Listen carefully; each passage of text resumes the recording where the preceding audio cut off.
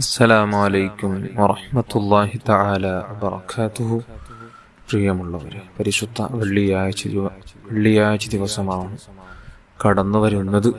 പരിശുദ്ധ വെള്ളിയാഴ്ച ദിവസം നമുക്കൊക്കെയും അറിയാം, വെള്ളിയാഴ്ച ദിവസങ്ങളുടെ നേതാവാണ്.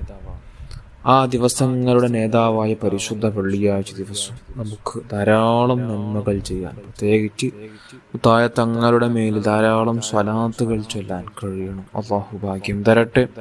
സ്വലാത്ത് ചൊല്ലി വിജയിക്കുന്ന സജ്ജനങ്ങളുടെ കൂട്ടത്തിൽ അള്ളാഹു എല്ലാവരെയും ഉൾപ്പെടുത്തി അനുഗ്രഹിക്കട്ടെ. ആമീൻ യാ റബ്ബൽ ആലമീൻ. പരിശുദ്ധ വെള്ളിയാഴ്ച ദിവസം നമുക്കറിഞ്ഞതുപോലെ ആ വെള്ളിയാഴ്ച ദിവസം ഒരു സമയമുണ്ട്. ആ സമയത്തോട് ഒരു മുസ്ലിമായ മനുഷ്യൻ വല്ലതും റബ്ബിനോട് ചോദിച്ചാൽ ആ സമയത്തോട് അടുത്ത്, അതായത് ആ സമയം ഈ മനുഷ്യൻ ചോദിക്കുന്നത് ഒത്തുവന്നാൽ അല്ലാഹു തആല അദ്ദേഹം റബ്ബിനോട് വല്ലതും ചോദിക്കുകയാണെങ്കിൽ അവൻ ചോദിച്ചത് റബ്ബ് കൊടുത്തിരിക്കും. അള്ളാഹു അവൻ ചോദിക്കുന്ന കാര്യം നൽകിയിരിക്കും. ആ ഒരു സമയം ദുആക്ക് ഇജാബത്തുള്ളൊരു സമയമാണെന്ന് മഹാന്മാർ നമുക്ക് റസൂലുള്ളാഹി സ്വല്ലല്ലാഹു അലൈഹി വസല്ലം തങ്ങൾ പഠിപ്പിച്ചതാണ്. അത് പ്രത്യേകമായും ആ ഒരു സമയമാകാൻ ഏറ്റവും കൂടുതൽ സാധ്യതയുള്ളതെന്ന് മഹാന്മാർ പഠിപ്പിച്ചത് വെള്ളിയാഴ്ച അസ്റിന് ശേഷമുള്ള മഗ്‌രിബിനിടയിലുള്ള ആ ഒരു സമയമാണെന്ന് മഹാന്മാർ നമുക്ക് അവിടെ കിതാബുകളിൽ രേഖപ്പെടുത്തി വെച്ചിട്ടുണ്ട്.